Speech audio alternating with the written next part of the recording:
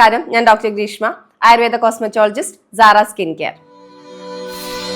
Glowing സ്കിന്നിനും strong ഹെയറിനുമായിട്ട് നമ്മൾ ശീലിക്കേണ്ട ഹെൽത്തി ഹാബിറ്റ്സും ആവശ്യമായിട്ടുള്ള വൈറ്റമിൻസിനെ കുറിച്ചുമാണ് ഇന്നത്തെ വീഡിയോ. ഇത് ഞാൻ ഒരുപാട് പറഞ്ഞിട്ടുള്ള വിഷയമാണ്, പക്ഷെ അത്രയും ഇമ്പോർട്ടന്റ് ആയതുകൊണ്ട് ഡീറ്റെയിൽ ആയിട്ട് പറയാമെന്ന് വിചാരിച്ചു. നമ്മൾ ഒരുപാട് എക്സ്പെൻസീവ് ആയിട്ടുള്ള സീറംസും ഹെയർ ഓയിൽസും ഒക്കെ ഉപയോഗിച്ചാലും നമ്മൾ ഉള്ളിലേക്ക് കഴിക്കുന്ന കാര്യങ്ങൾ പ്രോപ്പർ ആയിട്ടില്ലെങ്കിൽ അതിന്റെ ഗുണങ്ങളൊന്നും കിട്ടുന്നില്ല.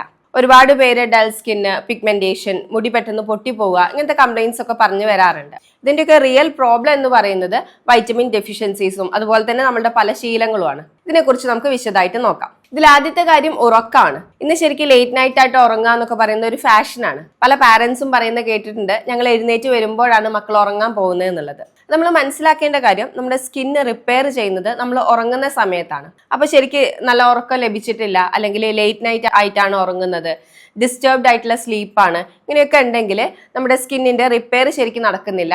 സ്കിന്ന് ഡൾ ആവാനും, മുടി കൊഴിച്ചിൽ കൂടാനും, ഡാർക്ക് സർക്കിൾസ് കൂടാനും, പിഗ്മെന്റേഷൻ, അതുപോലെ മുഖക്കുരു ഒക്കെ കൂടാനും കാരണമാവുന്നുണ്ട്. അപ്പൊ ദിവസവും 7 മുതൽ 8 മണിക്കൂർ നല്ല ഉറക്കം ലഭിക്കുന്നുണ്ട് എന്നുള്ളത് ഉറപ്പുവരുത്തുക.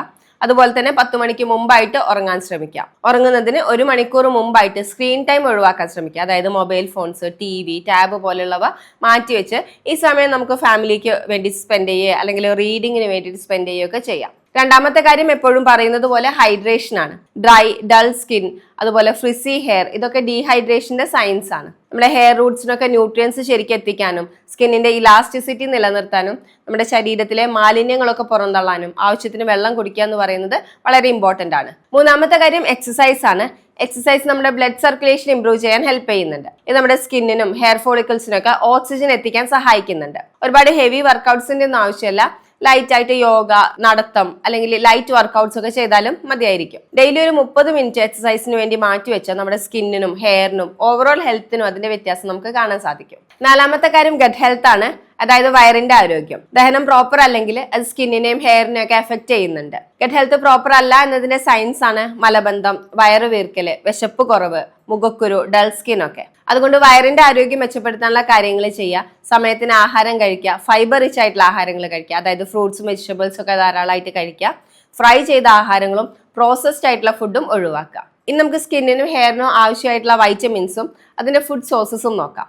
ഫുഡിലൂടെ തന്നെ നമ്മുടെ ശരീരത്തിന് ആവശ്യമായിട്ടുള്ള വൈറ്റമിൻസും മിനറൽസും ലഭിക്കുന്നതാണ് ഏറ്റവും നല്ലത്. എന്തെങ്കിലും ഡെഫിഷ്യൻസി ഉണ്ടെങ്കിൽ മാത്രം ഒരു ഡോക്ടറുടെ നിർദ്ദേശപ്രകാരം നിർദ്ദേശിച്ച കാലയളവിൽ സപ്ലിമെന്റ്സ് എടുക്കാം. ആവശ്യമില്ലാതെ കുറെ സപ്ലിമെന്റ്സ് കഴിക്കാതിരിക്കുന്നതാണ് നല്ലത്. ഒന്നാമതായിട്ട് സ്കിന്നിന്റെ റിപ്പയറിനും ഓയിൽ ബാലൻസിനൊക്കെ സഹായിക്കുന്ന വൈറ്റമിൻ ആണ് വൈറ്റമിൻ എ. നമ്മുടെ മുഖക്കുരു കുറയ്ക്കാനും സ്കിന്നിന്റെ ടെക്സ്ചർ ഇംപ്രൂവ് ചെയ്യാനും ഹെൽപ്പ് ചെയ്യുന്നുണ്ട്. വൈറ്റമിൻ എ അടങ്ങിയ ആഹാരങ്ങൾ ക്യാരറ്റ്, പപ്പായ, പച്ച ഇലക്കറികളൊക്കെയാണ്. അടുത്തായിട്ട് വൈറ്റമിൻ സി ആണ്.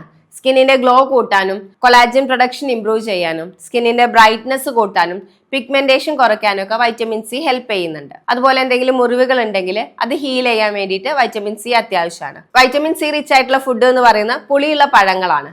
ഓറഞ്ച്, നെല്ലിക്ക, പേരയ്ക്ക, മുസമ്പി ഒക്കെ ഇതിൽ പെടും. സ്കാൽപ്പ് ഹെൽത്ത് മെയിൻറ്റെയിൻ ചെയ്യാനും സ്കിന്നിനെ ഡാമേജിൽ നിന്നും പ്രൊട്ടക്ട് ചെയ്യാനും ഹെൽപ്പ് ചെയ്യുന്ന വൈറ്റമിൻ ആണ് വൈറ്റമിൻ ഇ. ഇത് നട്ട്സിലും സീഡ്സിലും അവക്കാഡോയിലും ഒക്കെ ധാരാളം അടങ്ങിയിട്ടുണ്ട്. അടുത്ത വൈറ്റമിൻ B7 അല്ലെങ്കിൽ ബയോട്ടിൻ ആണ്. ബയോട്ടിൻ ഡെഫിഷ്യൻസി ഉണ്ടെങ്കിൽ മുടി പെട്ടെന്ന് പൊട്ടിപ്പോവുക, ഹെയർ തിന്നാവുക, നഖം പെട്ടെന്ന് പൊട്ടിപ്പോവുക, ഇങ്ങനെയൊക്കെ ഉണ്ടാവും. ഇതിന്റെ സോഴ്സസ് എന്ന് പറയുന്നത് നട്ട്സും മുട്ടയൊക്കെയാണ്. വൈറ്റമിൻ B12 ഡെഫിഷ്യൻസി ഉണ്ടെങ്കിൽ മുടി കൊഴിച്ചിൽ, അകാല നിര, ഡാർക്ക് സർക്കിൾസ്, ക്ഷീണം ഇതൊക്കെ ഉണ്ടാവാറുണ്ട്. ഇതിന്റെ സോഴ്സസ് എന്ന് പറയുന്നത് പാലുൽപ്പന്നങ്ങൾ, മുട്ട, മത്സ്യം ഒക്കെയാണ്. അതുകൊണ്ട് തന്നെ വെജിറ്റേറിയൻസിന് കൂടുതലായിട്ടും വൈറ്റമിൻ B12 ഡെഫിഷ്യൻസി കാണാറുണ്ട്. അടുത്ത വൈറ്റമിൻ ഡി ആണ്. വൈറ്റമിൻ ഡി കുറഞ്ഞു കഴിഞ്ഞാൽ ഹെയറിന്റെ റൂട്ട്സ് ഒക്കെ വീക്കായി മുടി പെട്ടെന്ന് കൊഴിഞ്ഞു പോകാനുള്ള സാധ്യതയുണ്ട്. വൈറ്റമിൻ ഡിന്റെ നാച്ചുറൽ സോഴ്സ് എന്ന് പറയുന്നത് സൺലൈറ്റ് ആണ്. ഇത് കൂടാതെ മുട്ടയുടെ മഞ്ഞ, നല്ല കൊഴുപ്പുള്ള മത്സ്യങ്ങൾ, ഇതൊക്കെ വൈറ്റമിൻ ഡി അടങ്ങിയിട്ടുണ്ട്. അയണിന്റെ ഡെഫിഷ്യൻസി ഉണ്ടെങ്കിൽ മുടി കൊഴിച്ചിൽ, വിളർച്ച, ക്ഷീണം ഇതൊക്കെ ഉണ്ടാവുന്നുണ്ട്. പച്ച ഇലക്കറികൾ, ഡേറ്റ്സ്, കറുത്ത ഉണക്കമുന്തിരി, ലിവർ ഇതൊക്കെ അയൺ അടങ്ങിയ ആഹാരങ്ങളാണ്. അപ്പോൾ ഇതൊക്കെയാണ് ഹെൽത്തി ഹെയറിനും സ്കിന്നിനും വേണ്ടിയിട്ടുള്ള കുറച്ച് കാര്യങ്ങൾ. എക്സ്പെൻസീവ് ആയിട്ടുള്ള പ്രോഡക്ട്സിൽ ഇൻവെസ്റ്റ് ചെയ്യുന്നതിന് മുമ്പായിട്ട് നമ്മുടെ ശീലങ്ങളിലും ഫുഡിലും കുറച്ച് മാറ്റങ്ങൾ വരുത്തിയാൽ സ്കിന്നിനും ഹെയറിനും മാത്രമല്ല ഓവറോൾ ഹെൽത്തിനും ഒരുപാട് ബെനിഫിറ്റ് ആണ്. ഇന്നത്തെ വീഡിയോ ഹെൽപ്ഫുൾ ആയി എന്ന് വിചാരിക്കുന്നു. ഇതുപോലത്തെ വീഡിയോസുമായി വീണ്ടും കാണാം.